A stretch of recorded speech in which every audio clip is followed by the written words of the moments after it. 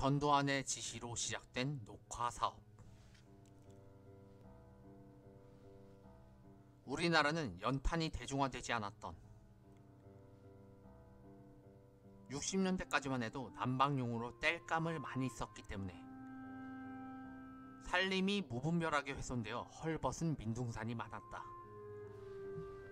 구한말 서울 인근 초가집 뒤로 헐벗은 산이 보인다.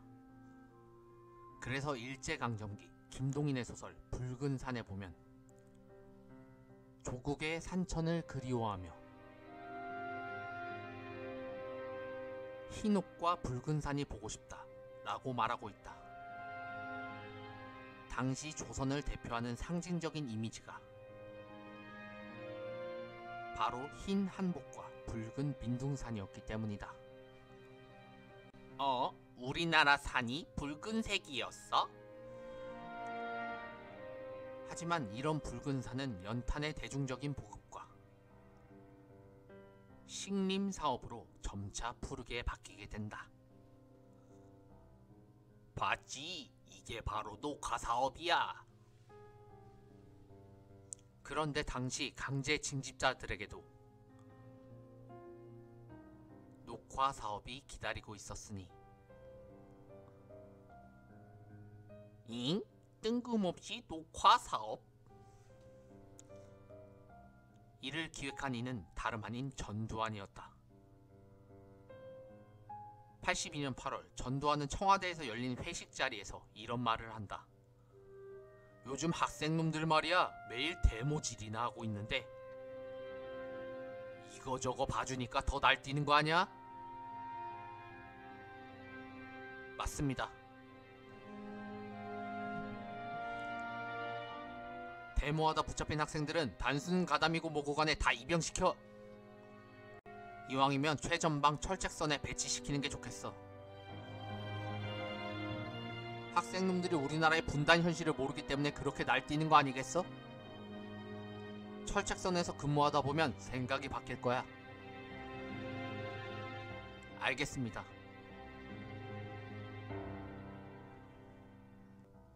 그러더니 이런 말도 곁들인다. 하여간 학생놈들 머리에 빨간 물이 들어서 안 되겠어. 빨간 물을 빼고 푸른 물을 들이란 말이야. 산에다 녹화 사업을 하는 것처럼. 넵, 알겠습니다. 빨간 머리를 푸르게. 그렇게 해서 대통령 각하의 지엄하신 명령으로 녹화 사업은 83년 3월 보안사를 통해 본격적으로 시작된다. 이때 보안사는 공장 예산의 절반 가까이를 녹화 사업에 쏟아부을 만큼 큰 공을 들이고 있었으니 당시의 녹화 사업은 대략 이런 식으로 진행됐다. 강제 징집되어 훈련소를 거쳐 자대에 배치된 학생들은 얼마 후 경기도 과천의 한 건물로 끌려갔고 그곳에서 일주일 동안 1인당 평균 50여 장씩의 진술서를 쓰도록 강요받았다. 그동안 어떻게 살아왔고 운동권에서 무슨 일을 했는지 낱낱이 쓸 수 있도록. 대충 쓸 생각 말고 50장을 다 채워 넣으란 말이야.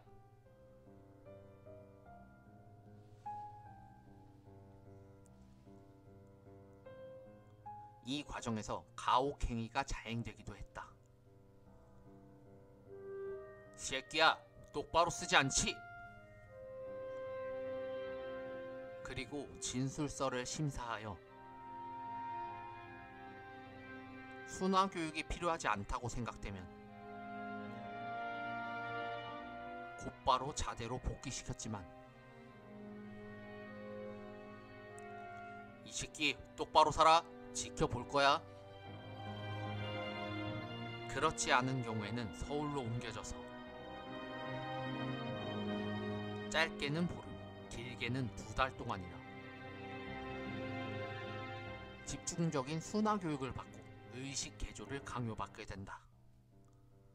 운동권은 대한민국을 전복시키는 북괴의 사주를 받은 불순분자들입니다. 앞으로 다시는 운동권에 발을 붙이지 않겠습니다. 그래, 좋았어. 그리고 순화됐다고 판단되면 반성문과 서약서를 쓰게 했다. 그간의 일을 절대 누설하지 않겠습니다. 앞으로 학생운동에서 손을 떼고 보안사와 긴밀한 협조를 하겠습니다. 좋았어. 그리고 서울에서의 순화교육까지 모두 마치고 나면 보안사는 해당 군인에게 포상휴가증을 끊어줬다.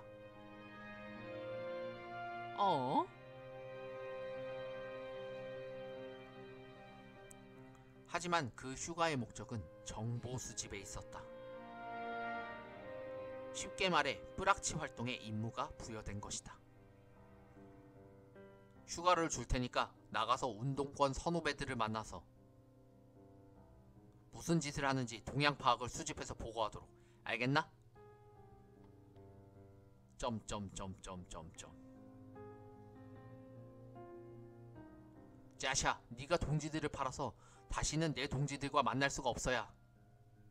진짜로 전향으로 인정해주겠다는 거야. 알았어? 네, 알겠습니다. 이것이 바로 녹화사업의 실체였다.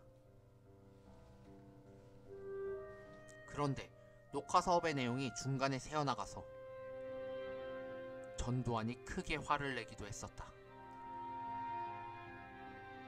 카카, 듣자 하니 운동권 출신 입대자들이 휴가 나와서 대학가에 불온 낙서를 쓰고 있다고 합니다.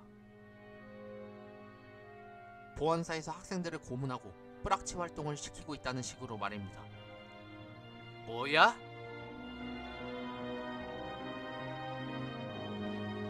야, 최경주, 너 임마 뭐하는 거야?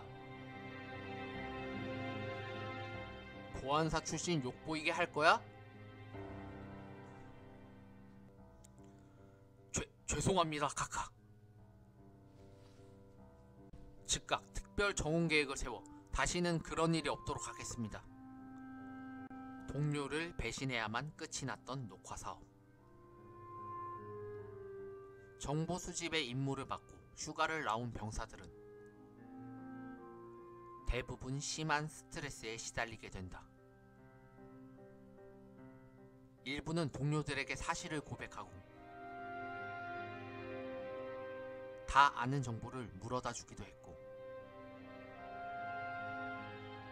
어떤 사람은 휴가 기간에 아무도 만나지 않고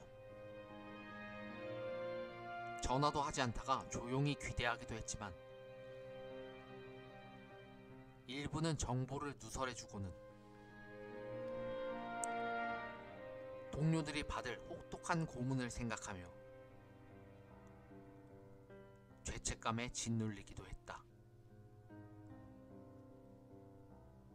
그래, 좀 물어왔냐? 여기 명단. 그래, 수고했어.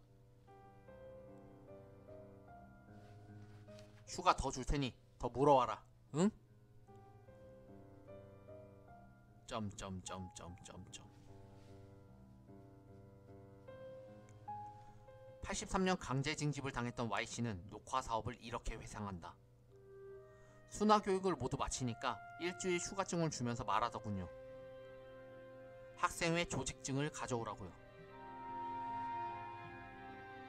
그때 나는 임무를 수행하지 않고 복귀하면 쥐도 새도 모르게 죽을지도 모른다는 공포에 떨어야만 했어요. 하지만 동료를 배신하고 후배를 배신하며 평생을 살아야 한다는 점 때문에 그렇게 구차하게 살아야 하는가에 대해서 고민도 많이 했습니다. 삶과 죽음의 갈등이죠. 다행히 후배의 도움을 얻어 경찰 측에 밝혀진 조직표를 들고 복귀할 수 있었지만, 저 같은 경우는 운이 좋은 경우였고 아마 3분의 2 이상은 어쩔 수 없이 요구하는 것들을 알려줬을 겁니다. 하지만 그러지 못하고 버텼던 일부 사람들은 엄청난 대가를 치러야 했을 겁니다. 당시 녹화사업의 피해자 유시민은 이렇게 회고한다. 뿌락치 활동이라는 게 원래 그렇습니다. 젊은이들에게 평생 동안 씻을 수 없는 죄의식을 느끼게 해서 다시는 사회활동을 적극적으로 할 수 없게끔 만드는 그런 공작이었어요. 내가 친구를 팔았다. 동지를 팔았다. 이런 양심의 가책에 평생을 시달리게끔 하게 하는 것이 목적이었죠. 당시 강제징집을 당했던 한홍구도 이렇게 말했다. 녹화사업은 단순한 정훈교육이 아니었어요. 박정희 정권 때는 전향한다는 도장만 찍으면 끝났지만 전두환 정권 때는 동지를 팔아야만 전향으로 인정되었으니까요. 출세에 눈이 먼 보안사 요원들이 자신의 실적을 높이기 위해서 더욱더 학생을 다그치고 강요했던 면도 있었고요.